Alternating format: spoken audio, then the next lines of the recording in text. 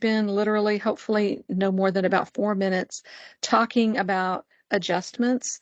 We talked about claims last week, and an adjustment is the response to a claim, because a claim is seeking some sort of adjustment, some sort of resolution or fix. And so an adjustment response is the answer to that. And as a general rule, yeah, a lot of times businesses will say yes because it keeps customers happy, and that's a good thing. But the thing is, the situation has to be reasonable, and unfortunately, people aren't always super reasonable. So that means sometimes you have to say no as well. So you might make a positive adjustment, which is when you're responding yes, or you might make a negative adjustment, which is when you're responding no. And because an adjustment, whether you're saying yes or no, is a response to an individual who communicated with you about their problem, it's definitely important to have a very audience-oriented focus, to bear in mind that you're not just sending out some form letter or form email that's generic, but you are individually responding to this person, which means your response is addressed to an individual person. Whoever it is who wrote you, you are responding directly to that person. And as a general rule, you're trying to incentivize future business or a future business relationship of some kind. And so your orientation is very much audience focused, even though the purpose of it is to explain your decision one way or the other. So it's your decision, but the lens through which you're communicating is always the audience. So when you're making a positive adjustment, that's super easy to do because everyone loves to hear yes. And therefore, that positive adjustment where you're granting the customer's request, you just basically apologize for whatever went wrong and say what you're going to do to fix it. So usually you're doing what it is they asked for. But then on top of that, oftentimes you want to try to incentivize a future ongoing business relationship. So you might do a little something extra. Like, for example, perhaps you were communicated with about a product being the wrong item. You know, someone ordered something and they were sent the wrong item.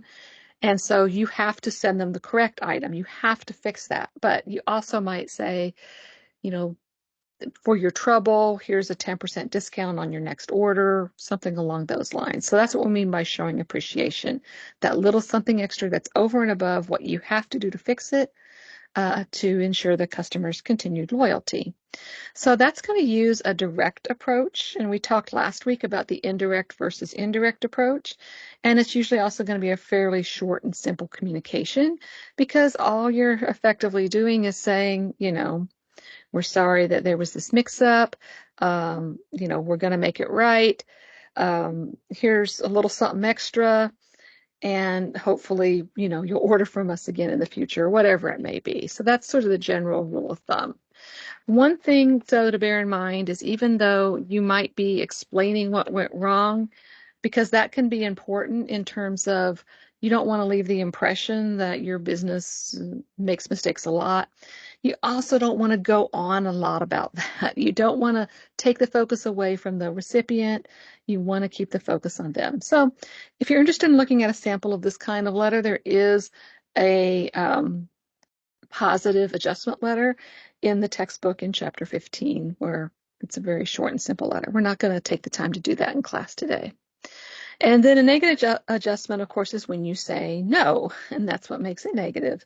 And in this case, much like the arguable claim, you have to convince your reader. You have to build a case. You have to be thorough about what's going on because nobody wants to hear no. People want to get whatever it is they were asking for. So even though you do have to say no, you do want to be empathetic to the person you're communicating with, and your tone should be basically kind but firm. And even though you are not going to do what it is the person is asking for, you do often want to sort of continue an ongoing business relationship. So that's one reason you want to have a positive tone. This is going to use an indirect approach, which, as you may remember from last week, means that you don't say what you're going to do at the beginning. You are going to work your way up to it after you explain things. So in a negative adjustment, you usually try to open by being nice, by empathizing or sympathizing with the reader's situation. You want to be careful about apologizing, though, because if it's not your fault, you don't want to take that blame. But you can always empathize with their frustration or sympathize with whatever problems they've been having. That's just, humane, basically.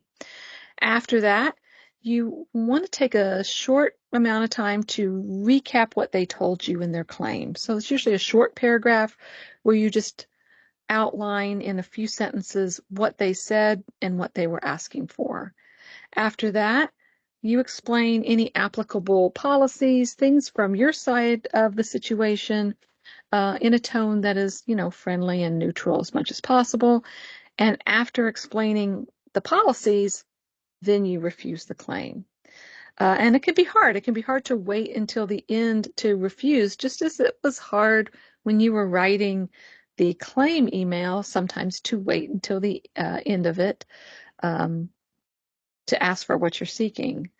Kind of goes against our grain to be less direct like that. But ultimately, in this case, it usually works better to provide all that information and context before you say no. And then at the same time, even though you have to say no, you want to look for anything you can do to be positive. That could be advice about maybe what they could do next. It could be saying, we can't do this for you, but in appreciation for your continued loyalty, here's a coupon, whatever it may be. So that's what's involved in the indirect organizational approach.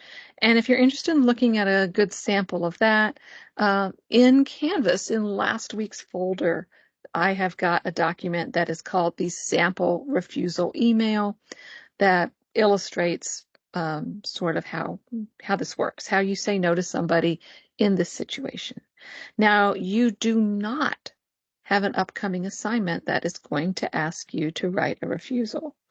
So this is more a file it away in your mind in case you need this information later in the semester kind of thing. This isn't anything you're going to need for an upcoming assignment this week or next week or anything like that. I did want to just quickly go through that since we didn't get a chance to talk about it last